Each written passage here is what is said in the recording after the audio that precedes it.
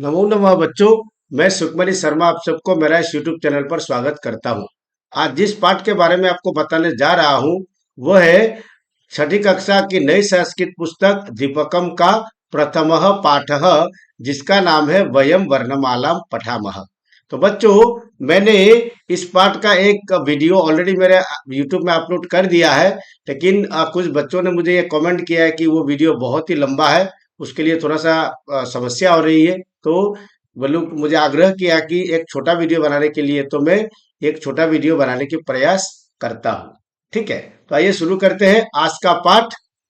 प्रथमः पाठः वयम वर्णमालां पठामः। तो वर्णाः द्विविधाः सन्ति। तो वर्ण दो प्रकार के हैं, स्वराः व्यंजनानि च। तो बच्चों देखिए, यहाँ पर च जो है, च का मतलब है और। जैसे कि हम लोग स्वर और व्यंजन बोलते हैं, लेकिन संस्कृत में जो और है वो आखिर में आता है। जैसे स्वराः व्यंजनानि च। ठीक है, स्वर वर्ण और व्यंजन वर्ण। अब स्वर वर्ण, जैसे आपको पता है स्वर वर्ण किसे कहते हैं? जिन वर्णों को उच्चारण करने के लिए किसी और वर्ण की आवश्यकता नहीं है, अर्थात जिन वर्णों को स्वतंत्र रूप से उच्चारण किया जाता है उसे स्वर वर्ण कहते हैं। देखिए, स्वरानाम उच्चारणम स्वतंत्र रूपेण भवति, अर्थात स्वर वर्णों का उच्चारण स्वतंत्र रूप से होता है। स्वरः द्विविधाः सन्ति। स्वर वर्ण दो प्रकार के हैं, समानाक्षराणि संध्यक्षराणि च। अर्थात स्वर वर्ण दो प्रकार के, समानाक्षराणि अर्थात जो अक्षर समान रूप से दिखता है, और दूसरा संधि अक्षराणी। संधि अक्षराणी मतलब संधि होकर जो अक्षर बनते हैं, अर्थात दो स्वरवर्णों को मिलाकर और एक स्वरवर्ण जो बनेगा उसको संधि अक्षर कहते हैं। तो इस समानाक्षराणी का भी दो प्रकार के स्वर है, जैसे ह्रस्व स्वर और दीर्घ स्वर, जैसे short sound and long sound. जैसे समानाक्षराणी कौन कौन है देखिए, अ, आ, ई, उ, री, री और रे। ठीक है, ये समानाक्षराणी, ये दिखने में एक जैसा है। ठीक है, ये इसमें भी ये जो पार्ट है ये ह्रस्व स्वर है, शॉर्ट साउंड, और ये जो राइट साइड वाला है दीर्घ स्वर यानी कि लॉन्ग साउंड। तब संध्यक्षराणी क्या है? जो वर्ण संधि होकर बना हुआ है। तो यहाँ पर ए, ऐ, अ, औ ये चारों क्या है? संधि अक्षर है, संधि होकर बना। द्वयोः निश्चितः स्वरयोः स्वन्धि द्वारा ये नवीना स्वर वर्णाः जायन्ते ते संध्यक्षरः स्वराः भवन्ति। अब देखो, दो दो निश्चित स्वर वर्णों के संधि द्वारा, अर्थात संधि के द्वारा, ये नवीना स्वर वर्णाः जायन्ते, जो नया स्वर वर्ण उत्पन्न होता है, जो नई स्वर वर्ण उत्पन्न होता है, ते उन्हें संध्यक्षर स्वराः, संध्यक्षर स्वर वर्ण कहा जाता है। अ प्लस ई इक्वल टू ए है। यहाँ पर ए जो है वो और तीन प्रकार से बन सकता है। आ प्लस ई भी ए हो सकता है, अ प्लस बड़ी ई भी हो सकता है, और आ प्लस छोटी ई भी ए बन सकता है। यहाँ पर देखिए ओ, पहले आई को देखते हैं। तो अ प्लस ए इक्वल टू आई, लेकिन यहाँ पर अ प्लस आई भी आई हो सकता है, आ प्लस आई भी हो सकता है, और आ प्लस ए भी आई हो सकता है। तो ओ को देखते हैं, ओ प्लस उ इक्वल टू ओ। ठीक है, तो आप इसको और भी हो सकता है, आ प्लस उ भी हो सकता है, आ प्लस छोटा उ भी हो सकता है, और अ प्लस बड़ा उ भी ओ हो सकता है। यहाँ पर ओ को देखते हैं, A plus O equal to O हो सकता है, या फिर आ प्लस ओ भी हो सकता है। यहाँ पर ओ प्लस ओ भी ओ हो सकता है, और यहाँ पर आ प्लस ओ भी ओ हो सकता है। ठीक है, तो इस तरह से यहाँ पर हर एक जो संधि अक्षर है उसका चार तरीके से यहाँ पर बन सकता है। तो अनुनासिक अनुनासिक स्वर, अनुनासिक क्या होता है? जो जिन वर्णों को उच्चारण करने के लिए हमें मुंह और नाक से एक साथ हवा निकालना पड़ता है। जैसे देखो, मुखेन सह नासिकया अपि उच्चारिताः स्वरः अनुनासिक स्वरः भवन्ति, अर्थात मुख के साथ नाक से भी उच्चारण करने वाले स्वर को अनुनासिक स्वर कहते हैं। जैसे कि आ, ई, उ, री, री, ए, आई, औ। इस तरह से हमको मुंह और नाक से एक साथ हवा निकले उसको अनुनासिक स्वर बोलते हैं। अब व्यंजन वर्ण, ठीक है, अब व्यंजन वर्ण किसे कहते हैं आपको पता है? जिन वर्णों को उच्चारण करने के लिए हमें कोई ना कोई स्वर वर्ण की आवश्यकता होती है उसे व्यंजन वर्ण कहते हैं। जैसे देखो, व्यंजनानाम उच्चारणे कश्चित स्वरस्य सहायता आवश्यक भवति, अर्थात व्यंजन वर्णों को उच्चारण करने के लिए कोई ना कोई स्वर वर्ण की सहायता अवश्यम यानी कि जरूर होती है।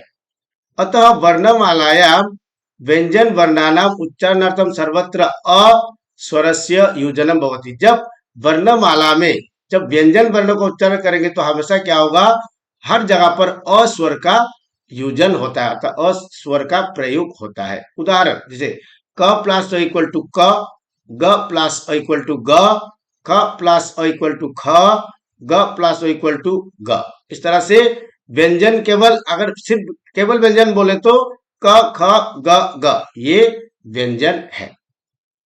अस्वर केवल उच्चारण संविध होती है, ये जो अस्वर है वो केवल उच्चारण के लिए हमें प्रयोग करना पड़ता है। अब व्यंजन वर्णों का भी चार प्रकार के भेद होते हैं। जैसे स्पर्श वर्ण, अंतस्थ वर्ण, उष्म वर्ण और अयुग्म वर्ण, ये चार प्रकार के हमारा क्या है, व्यंजन वर्णों का वर्ग है। तो अब व्यंजन वर्णों में भी वर्ग जो है वो एक अलग होता है। अब वर्ग उच्चारण, वर्गीय वर्ण जिसको हम बोल सकते हैं, यहाँ पर वर्ग वर्ण या स्पर्शा वर्ण। स्पर्शा वर्ण क्यों कहते हैं, क्योंकि ये जो वर्ण है क ख ग घ ङ, ये जब वर्ण उच्चारण करते हैं तब हमारा जो जीभ है वो कहीं ना कहीं टच होता है, या फिर मुंह का कोई भी अंश एक दूसरे से टच होता है, इसलिए इसको स्पर्श वर्ण कहा जाता है। या तो मुंह के अंदर जीभ टच होता है या फिर मुंह के बाहर होठ हमारा टच होता है, इसलिए उसको स्पर्श वर्ण कहा गया। स्पर्श मतलब टच।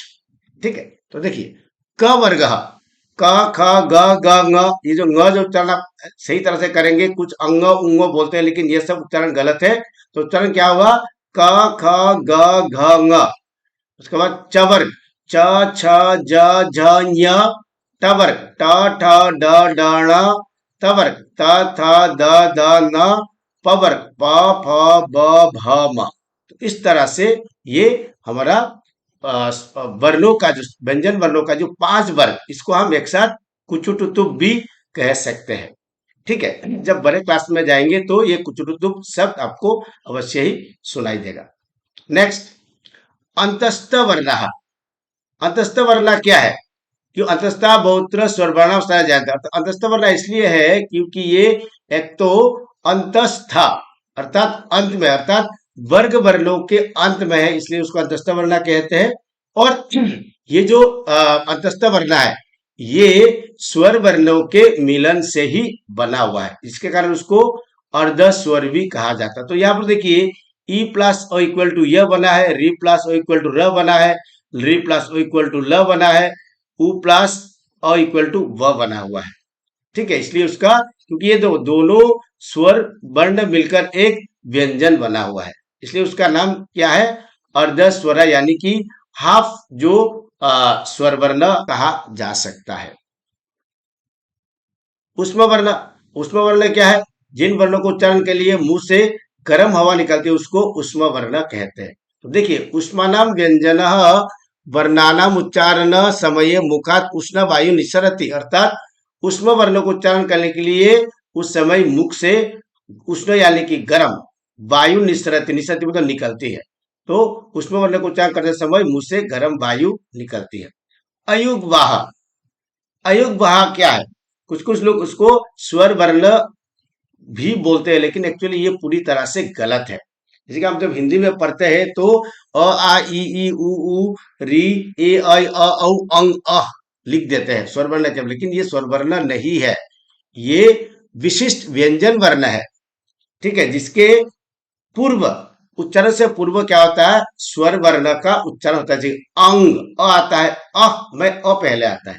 तो देखो अयुग्वाह विशिष्ट व्यंजन वर्ण अस्ति, ये एक विशेष व्यंजन वर्ण है। अत्र उच्चारणार्थम स्वरस्य संयोजन पूर्ववती, इसके उच्चारण के लिए स्वर वर्ण का जो संयोग, उसका जोर पहले करना पड़ता है, न तो पश्चात, ना कि बाद में। हालांकि देखिए व्यंजन वर्ण में क्या होता है, क लास्ट में अ आता है, लेकिन यहाँ पर अंग, तो पहले अ आएगा उसके बाद अंग का उच्चारण होगा, उसके बाद अह का उच्चारण क्या होगा, अ पहले उसके बाद विसर्ग का उच्चारण होगा। ठीक है, इसलिए उसका नाम ये दो अयोग वाह है। अंग देखिए, पहले अ आएगा, उसके बाद बिंदी आया है, उसके बाद पहले अ आया, उसके बाद विसर्ग आया, इसलिए पहले अनुस्वार के पहले क्या अ आया, विसर्ग से पहले आया, इसका नाम क्या है, अयोग वाह। लेकिन याद रखो बच्चों, ये स्वर वर्ण नहीं है। व्यंजन सह सर्वेशम अपनी स्वरानाम संयोजन भवति, तो ये सीखने की चीज क्या है कि हर व्यंजन के साथ स्वर वर्ण का प्रयोग होता है, और व्यंजन सह स्वरानाम संयोजन गुणिताक्षराणि भवन्ति, और व्यंजनों के साथ जब स्वर वर्ण मिलते हैं तो उसको गुणिताक्षर भी कहा जाता है। आप देखते हैं गुणिताक्षर क्या क्या है। आप गुणिताक्षर देखिए, यहाँ पर देखो अ आ ई उ ठीक है। अब इसको मात्रा हम कैसे यूज करेंगे, जैसे यहाँ पर पहले देखो क के साथ अ लगाया तो क गया, क के साथ आ लगाया तो का हो गया, क के साथ छोटी लगाया तो की, क के साथ बड़ी लगाया तो की, क के साथ छोटा ऊ हो तो कु, क के साथ बड़ा ऊ हो तो कु। ठीक है, उसी तरह से हमने एक प्रयास किया, देखिए ख प्लस अ ऐसे बनाना है आपको। ख प्लस अ इक्वल टू ख, आप ख प्लस आ इक्वल टू खा, ख प्लस ई इक्वल टू खी, ख प्लस बड़ी इक्वल टू खी, ख प्लस छोटा ऊ इक्वल टू खू, ख प्लस बड़ा ऊ इक्वल टू खू। इस तरह से आपको खुद से ये जो सारे जो है मैंने एक कर दिया, आपको देख देख कर ये सारे लेटर आपको खुद से बनाना है, ताकि आपको ये समझ में आए कि ये वर्ड जो कैसे बनते हैं। ठीक है, आगे भी सेम है। आप च चा ची ची चू चू, ये भी छ प्लस अ छ, और उसके बाद छ प्लस आ छा, छ प्लस छोटी छी, छ प्लस बड़ी छी, छ प्लस छोटा ऊ छू, छ प्लस बड़ा ऊ छू। इस तरह से आपको ये सारे आपको खुद से करना है। ठीक है, यहाँ पर भी सेम है, ट टा टी टी टू टू, तो यहाँ पर ठ, ठ प्लस अ ठ, ठ प्लस आठा, ठ प्लस ई ठी, ठ प्लस बड़ी ठी, ठ प्लस छोटा ऊ ठू, छ प्लस बड़ा ऊ ठू। इस तरह से ये आपको खुद से करना है।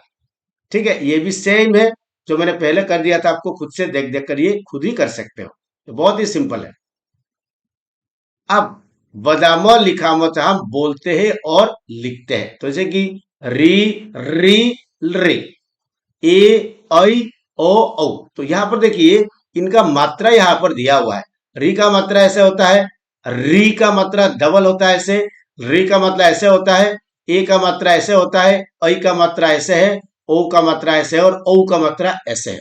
तो हम वर्ड के साथ जोड़ेंगे तो कैसे होगा, देखिए जैसे कि क्री, तो कैसे बोला है, क प्लस री इक्वल टू क्री, उसके बाद फिर क्री, क प्लस री इक्वल टू क्री, क्ली, क प्लस ली इक्वल टू क्ली, के, क प्लस ए इक्वल टू के, कई, क प्लस ऐ इक्वल टू कई, को, क प्लस ओ इक्वल टू को, कऊ, क प्लस ओ इक्वल टू को। आप क्री थ्री खली खे खई खो खो, ये खुद से आप ख जो भी लेटर आपको चाहिए वो लगाकर आप खुद से कर सकते हैं।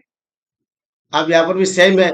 ठीक है, च च्री चू दिया हुआ है, अच्छा च्री च्री च्री चे चई चो चो, इस तरह से आप छ श्री श्री श्री छे छई छो छो, इस तरह से आप ये कर सकते हो। अब ये पूरा सेम है, आपको खुद से करना है। ठीक है, अब देखिए अयोग भाव का उच्चारण कैसे हो सकता है। पहले अनुस्वर का देखते हैं, अंग आंग इंग इंग उंग उंग। अब अ का देखिए, अ आ ई ई उ उ, इस तरह से आप उसको उच्चारण कर सकते हो। अब देखिए आप कोई स्वर के साथ लगाते हैं तो क्या होगा, क प्लस स्वर अंग इक्वल टू कम। अब क के साथ आंग लेगा तो कांग, उसके बाद क के साथ इंग लेंगे तो किंग, क के साथ छोटा ऊ लेगा तो कुंग होगा, और क के साथ बड़ा ऊ लेगा तो कुंग होगा। इस तरह से खह खाहा, उसके बाद खी, बड़ी लगेगा तो खी, उसके बाद छोटा ऊ लगेगा तो खू, और बड़ा ऊ लगेगा तो खू। खह खाहा खी ही खूहू खू, क्योंकि विसर्ग जो का आपको ह उच्चारण करना है। ठीक है, अब संयुक्त व्यंजन, अब हमारे पास कुछ संयुक्त व्यंजन है, जैसे हम हमारे पास पहले गुणिताक्षरा नहीं था, अब हमारे पास संयुक्त व्यंजन है। व्यंजन क्या होता है, कुछ कुछ व्यंजन वर्ण ऐसे होता है जो संयुक्त हो जाता है तो और एक वर्ण को निर्माण कर देता है, जैसे क्ष, क और श मिलने के बाद क्या होता है, क्ष बनता है, साथ में एक स्वर भी रहता है, जो एक्चुअली पूरा क्ष उच्चारण करने के लिए हमारे, क्योंकि हर व्यंजन के पीछे हमको क्या लगता है, स्वर लगता है, तो हमको अ लगाना पड़ता है। देखिए, क श प्लस इक्वल टू क्ष, ठीक, उसको उच्चारण क्या होता है, क प्लस अ प्लस क श, कक्षा। कक्षा में जो क्ष होता है उसका जो वर्ण विच्छेद करेंगे तब क्या होगा, क श आ देना पड़ेगा, क्ष। उसके बाद त्र, ये देखिए त्र, त्र कैसे बनता है, त र प्लस अ, त प्लस र प्लस अ इक्वल टू त्र, ठीक है। उसके बाद उसको उच्चारण प्रयोग कैसे होगा, पत्रम, प प्लस अ प्लस त प्लस र, उसके बाद म, पत्रम, ठीक है। तो ये जो एरिया है आपको देखना है, त र अ इक्वल टू त्र, ठीक है। आगे देखते हैं, ज्ञ, सॉरी ज्ञ, हम एक्चुअली ज्ञ बोलते हैं, लेकिन एक्चुअली उसका प्रॉपर प्रोसेस है ज्ञ। आप लोगों ने अगर बाबा रामदेव को सुना होगा तो वो हमेशा कभी भी वो ज्ञ नहीं बोलते, विज्ञान बोलते नहीं, वो विज्ञान बोलते हैं। एक्चुअली उसका प्रोनाउंसिएशन एकमात्र सही है विज्ञान, क्योंकि ज य अ इक्वल टू ज्ञ, एक्चुअली इसको उच्चारण ज्ञ बोलते हैं, लेकिन उसका सही उच्चारण होना चाहिए ज्ञ, ठीक है। अब उसका उच्चारण इसका प्रयोग कैसे होगा, देखिए, ज्ञानम, लेकिन हम लोग उसको ज्ञानम बोलते हैं, ठीक है। एक्चुअली ज य आ ज्ञा, न अ न, म ज्ञानम, ठीक है। उसके बाद द्य, द्य जो वो क्या है, द य अ इक्वल टू द्य, ठीक है। ये द्य जो है उसका प्रयोग कैसे होता है, जैसे विद्या में देखिए, व plus E plus the plus य प्लस आ इक्वल टू विद्या। अब वर्ण वियोग, वर्ण वियोग और वर्ण संयोग, ये बहुत ही इंपॉर्टेंट टॉपिक है, ये खासकर छठी सातवीं कक्षा के लिए, क्योंकि आप लोगों को ये एग्जाम में भी ये आता है। तो बच्चों, वर्ण वियोग के ऊपर मैंने एक डिटेल वीडियो बनाया हुआ है, मैं आपको लिंक डिस्क्रिप्शन में दे दूंगा, आप उसको एक बार देख लीजिएगा, ये बहुत ही अच्छी तरह से बना हुआ वीडियो है, ठीक है। तो यहाँ पर देखिए, वर्ण वियोग क्या है, अर्थात किसी भी शब्द को अलग अलग वर्णों में बांटने की जो प्रक्रिया है उसको हम वर्ण वियोग कहते हैं। जैसे यहाँ पर देखिए, राम जो शब्द है, जैसे कि अज भी देखते हैं, अज जो शब्द है उसको अ प्लस ज प्लस अ प्लस विसर्ग इक्वल टू अजह। उसी तरह से जो शब्द को अलग अलग वर्णों में तोड़ने की प्रक्रिया को हम क्या कहते हैं, वर्ण वियोग, ठीक है। तो यहाँ पर देखिए, अजद दिया हुआ था, राम र प्लस आ प्लस म प्लस अ प्लस विसर्ग, तो कैसे बनता है इसके ऊपर मैंने वीडियो बनाया हुआ है, आप उसको एक बार देख लीजिए। हरि का भी बनाया हुआ है, सीता का भी है, और ये सब आप खुद से कर लेंगे, ठीक है। मैंने ये आप लोगों के लिए छोड़ दिया है, आप खुद से एज ए होमवर्क आप लोग करना है, ठीक है। अब वर्ण संयोग, अब वर्ण संयोग क्या है, अब जो बिखरे हुए वर्णों को एक शब्द बनाने की प्रक्रिया को वर्ण संयोग कहते हैं, अर्थात अलग अलग वर्णों को जोड़कर एक शब्द बनाने की प्रक्रिया को हम क्या कहते हैं, वर्ण संयोग कहते हैं। तो यहां पर देखिए, द आ श अ र अ थ ई प्लस विसर्ग इक्वल टू दासरथी, तो हम उसको पूरा ये सब मिलाकर हमने क्या बनाया, दासरथी। तो यहां पर देखिए, ह ई म आ ल अ य अ प्लस विसर्ग हिमालय, तो हमने क्या कर दिया, हिमालय बना दिया। उसी तरह से ये जो अलग अलग टूटे हुए वर्ण है उसको जोड़कर एक शब्द जो बनाने की जो प्रक्रिया है, इसको क्या कहते हैं, वर्ण संयोग। तो मैंने आपके लिए ये सारे वर्ण कर दिया है, हालांकि थोड़ा कठिन था इसलिए मैंने आपके लिए कर दिया, तो आप एक बार देख लेना, ठीक है बच्चों। तो आशा करता हूं कि ये चैप्टर आपको अच्छी तरह समझ में आया होगा, क्योंकि आप लोगों के हिसाब से मैंने वीडियो को बहुत शॉर्टली बनाया हुआ है, उसका जो प्रश्न उत्तर है वो हम अगले वीडियो में देख लेंगे।